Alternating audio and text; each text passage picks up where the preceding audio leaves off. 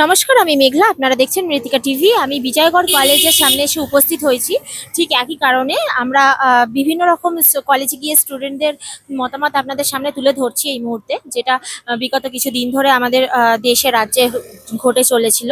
যে student protest, আর সেই প্রোটেস্টকে কেন্দ্র করে যেভাবে অ্যান্টি সোশ্যালরা মিসইউজ করেছে, পুরোপুরি মোড়টা ঘুরিয়ে নিয়েছে। জিও পলিটিক্যালি বেশ কিছু মানুষ ফায়দা তোলার চেষ্টা করেছে স্টুডেন্ট প্রোটেস্টকে সামনে রেখে।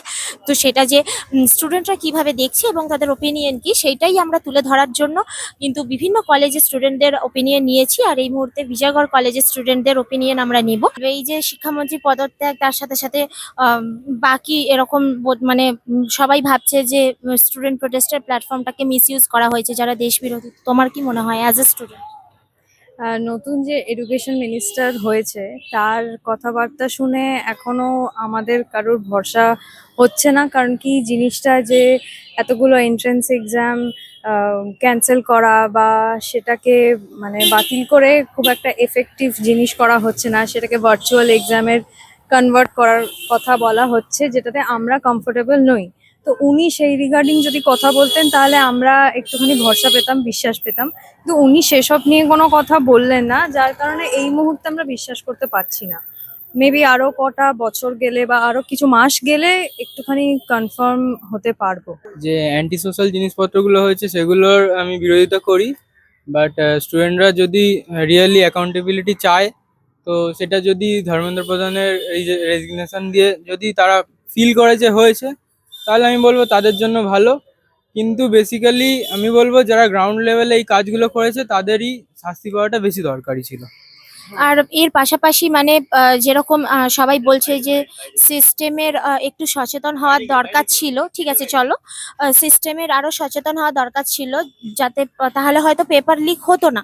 তো সেই একইভাবে কি স্টুডেন্টদেরও মানে একটু সচেতন হওয়ার দরকার ছিল, যাতে ওনাদের প্ল্যাটফর্মটা অন্য কেউ এভাবে অ্যান্টি সোশ্যালরা ঢুকে মিসইউজ না করে। হ্যাঁ, অবশ্যই। কারণ একটা নির্দিষ্ট পার্টির সাথে যখন তারা প্রোটেস্টে জুড়ছে, তাদেরও দেখা উচিত যে কারা সেই পার্টির সাথে জুড়ছে, জুড়ে কি ধরনের কথাবার্তা বলছে। তাদের যদি প্রোটেস্ট করারই হতো তাহলে তারা ইন্ডিভিজুয়ালও যেতে পারতো। আগামী দিনে কি এক্সপেক্ট করছো বা কিছু বলতে চাও যে এই চেঞ্জেস গুলো হলে ভালো হয়?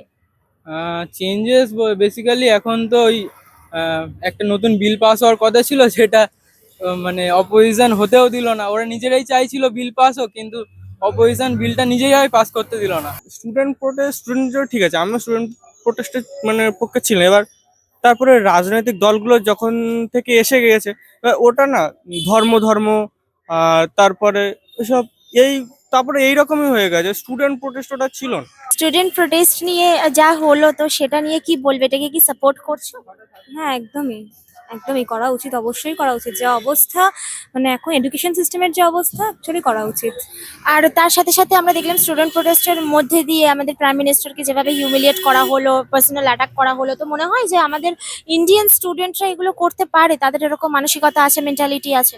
যখন এডুকেশন সিস্টেম এমন একটা জায়গায় গেছে যেখানে এডুকেশন সিস্টেমের কিছুই মানে যাই অবস্থা, পেপার লিক নিয়ে যা আমরা দেখলাম, তখন আমার মনে হয় মানে পার্সোনালি যে হ্যাঁ, কিছু বলা উচিত ছিল। মানে কোনো পার্টির থেকেও বা গভর্নমেন্টের থেকে কিছু অ্যাকশন আগেই নেওয়া উচিত ছিল, প্রোটেস্টের আগে। সেটা যখন তারা নেয়নি, তো এখন তো কিছু করার নেই মানে।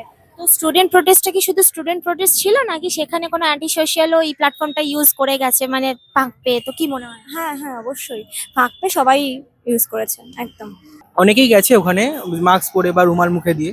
তো আমার মনে হয়, এবং যে স্টুডেন্টদের মধ্যে অনেকেই মানে সেজে গেছে, স্টুডেন্ট যারা অ্যাকচুয়ালি স্টুডেন্ট নয়, অ্যান্টি সোশ্যাল যারা, তারা এসব করেছে।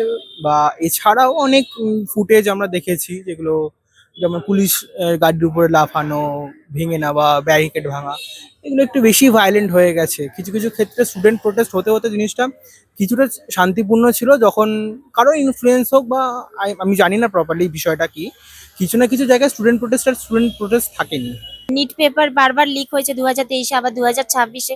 তো সিস্টেম সিকিউরিটি নিয়ে যদি কিছু বলেন। তো প্রতি বছরই তো বিজেপি সরকার আসার পর প্রতি বছরই কোশ্চেন পেপার লিকেজ হয়েছে। এটার জন্য তো রেসপন্সিবিলিটি কেন্দ্রীয় সরকারের। এই যে নিটে এতগুলো ছেলের প্রাণ গেল, এইভাবে পুলিশের বর্বরোচিত আক্রমণ হলো, এদের উপর আক্রমণ হলো।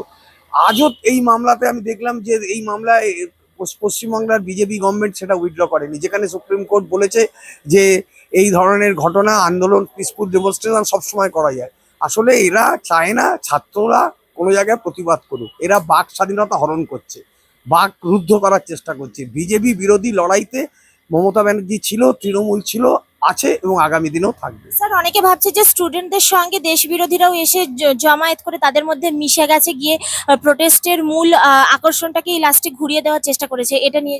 আমাদের পতাকায় তো শিক্ষার প্রগতি, সংঘবদ্ধ জীবন, দেশপ্রেম, আমরা তৃণমূল ছাত্র পরিষদ, আমি প্রথম সভাপতি, ওই লেখা থাকে।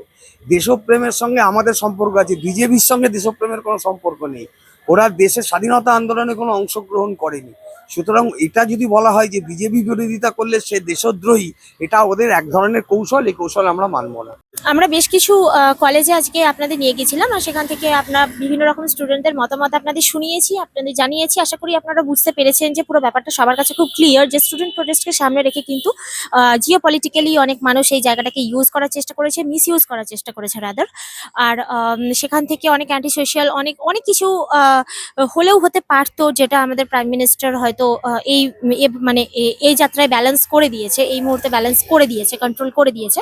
তো সব দিক থেকে আমাদের আরো বেশি সতর্ক থাকতে হবে, আমাদের সরকারকে, আমাদের স্টুডেন্টকে, আমাদের প্রতিটি যারা আমরা ইন্ডিয়ান সিটিজেন রয়েছি, আমাদের প্রত্যেককে অনেক বেশি সতর্ক থাকতে হবে। প্রতিটা পদক্ষেপ নেওয়ার আগে আমাদের বারবার ভাবতে হবে, কোনো রকম কোথাও কিন্তু কোনো লুজনেস ছাড়া যাবে না, যেটা আমাদের আগামী দিনে আমাদের জন্যই আমাদের দেশের ক্ষতি না হয়ে যায়, আমাদের আগামী প্রজন্ম, আমাদের স্টুডেন্ট, আগামী ইয়থ জেনারেশনস যারা রয়েছে তাদের যেন ক্ষতি না হয়ে যায়।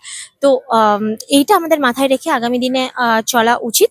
আর আমাদের সরকার সবসময় আমাদের পাশে থেকেছেন, তা স্টুডেন্টরা যে ডিমান্ড করেছিল সেটা উনি মেনেও নিয়েছেন। আর তার পাশাপাশি স্টুডেন্টদের কাছে খুব ক্লিয়ার যে পলিটিক্স কতটা ভয়ঙ্কর হতে পারে, যে আমি যেটা নিয়ে শুরু করলাম শেষটা সেটা দিয়ে হয় না, শেষটা পুরোপুরি অন্য কিছু দিয়ে হয়। তো সেটাও এখনকার স্টুডেন্টদের মেন্টালিটিতে খুব সুন্দরভাবে গেঁথে গেছে, জিনিসটা বসে গেছে, তারা খুব ভালোভাবে বুঝতে পেরেছে। তো এরকমই আরো খবর আমরা আপনাদের সামনে তুলে ধরবো, আপনারা দেখতে থাকুন মৃত্তিকা টিভি। মৃত্তিকা টিভি, মাটির কাছাকাছি।